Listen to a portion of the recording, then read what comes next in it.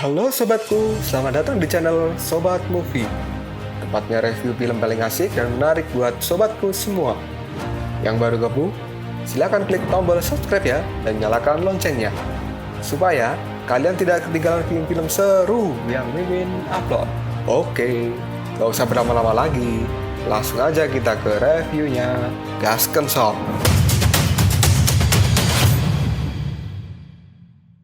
Hey, oke, sobatku terkeren, terkecil, terbaik, tersemuanya. Kita masih bersama Sobat Movie, channel alur cerita terasik sepanjang masa.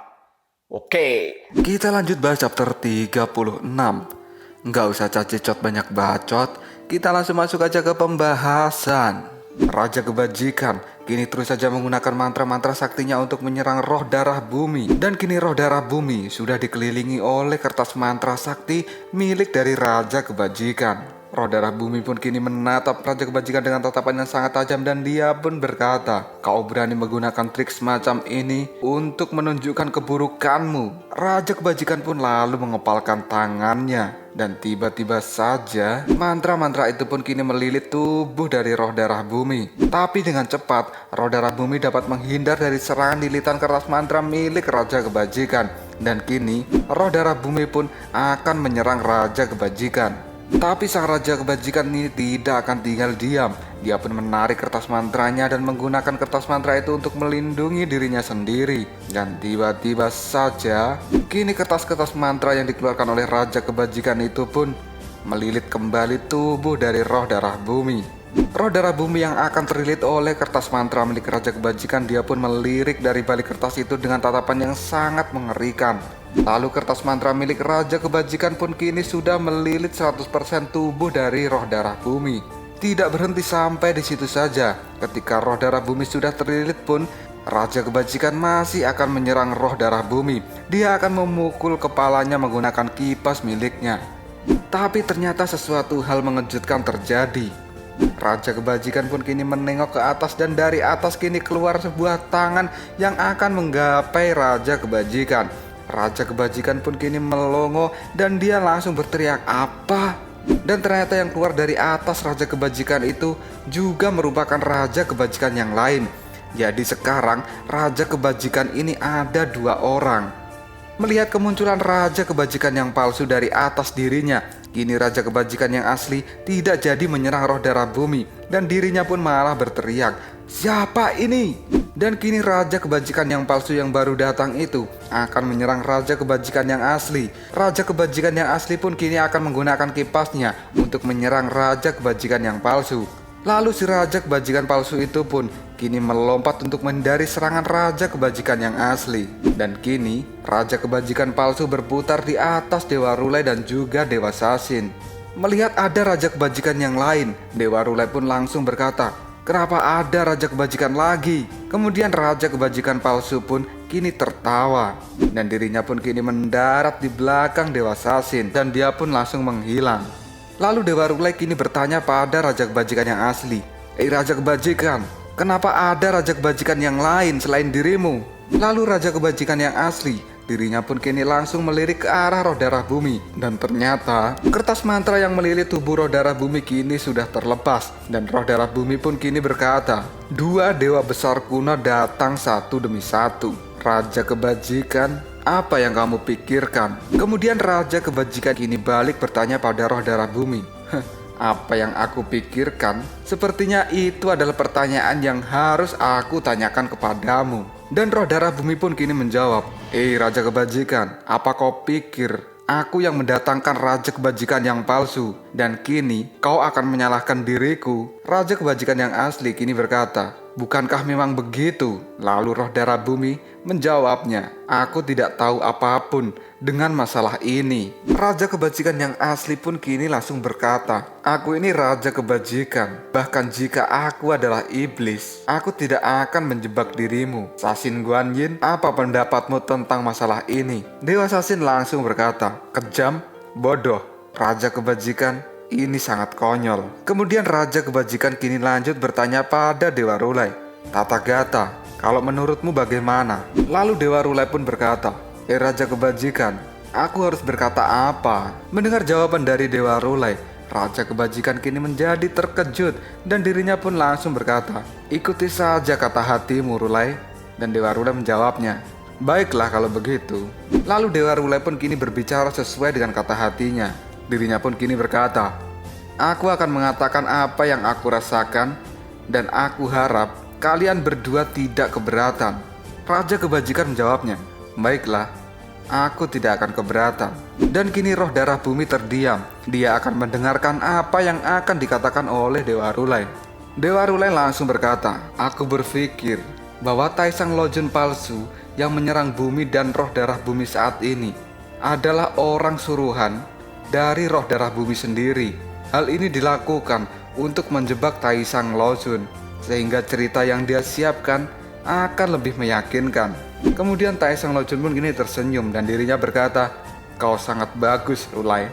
Tapi penjelasan dari Dewa Rulai belum berhenti sampai di situ.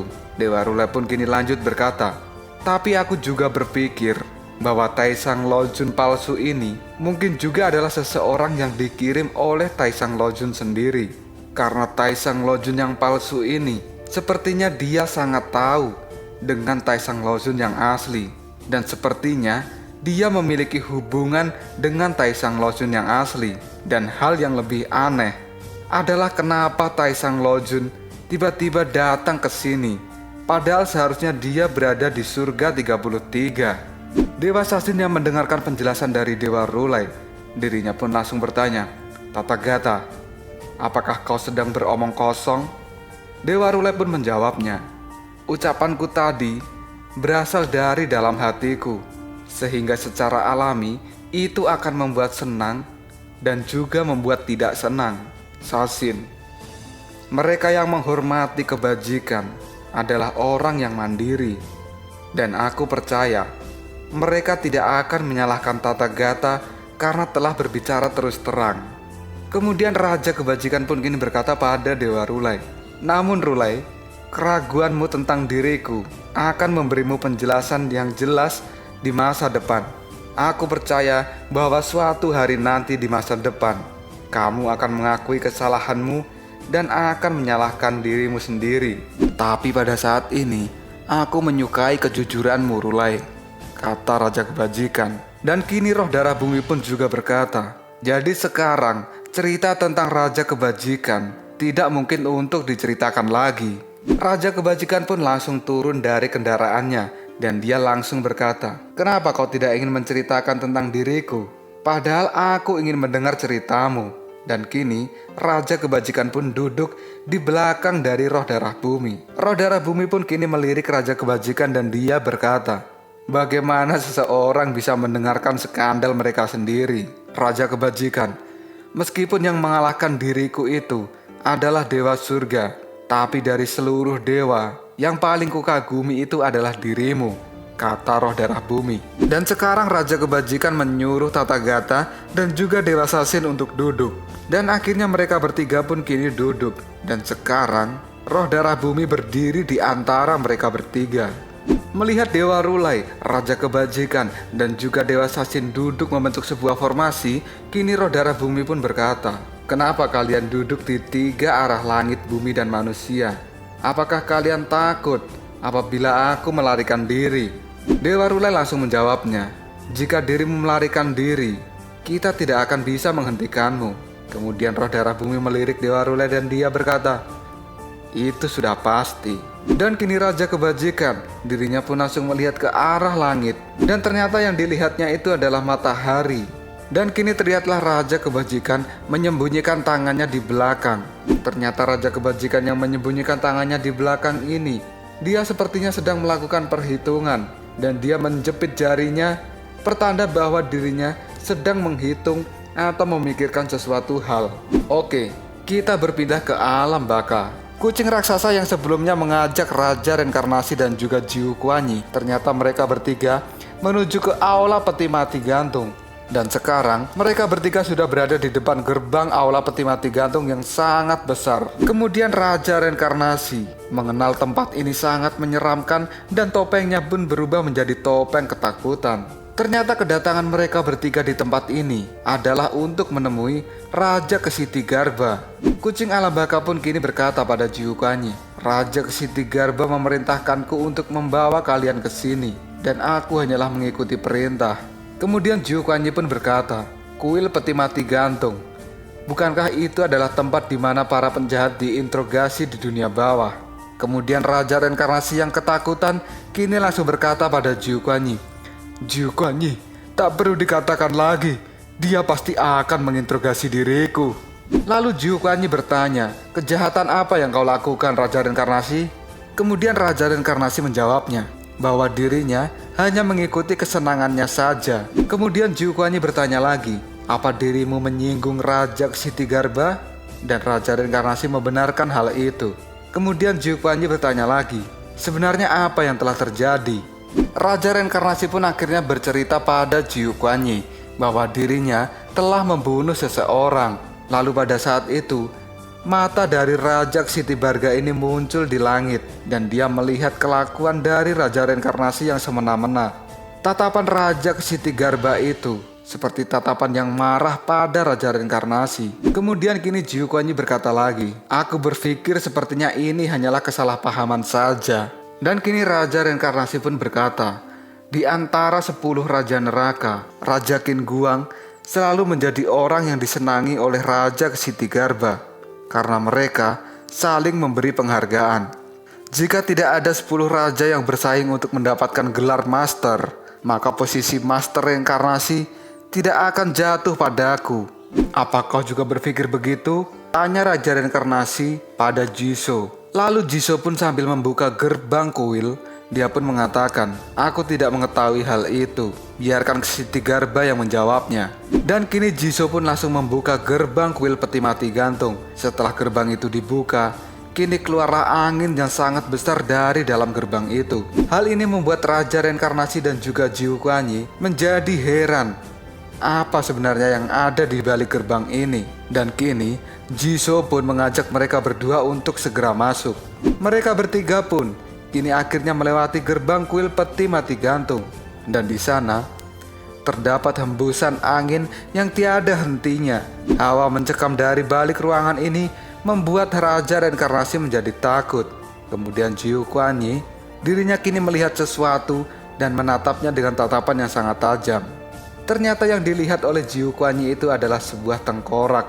Dan kini Jiuquanyi pun langsung berkata, inikah tahanan yang dihukum dan dibekukan oleh Raja Ksitigarba? Dan Jisoo pun kini menjawabnya, itu adalah jiwa mereka. Tubuh mereka akan menderita di neraka yang berbeda, tapi jiwa dan kesadaran tubuh mereka akan terhubung dan mereka akan menderita bersama.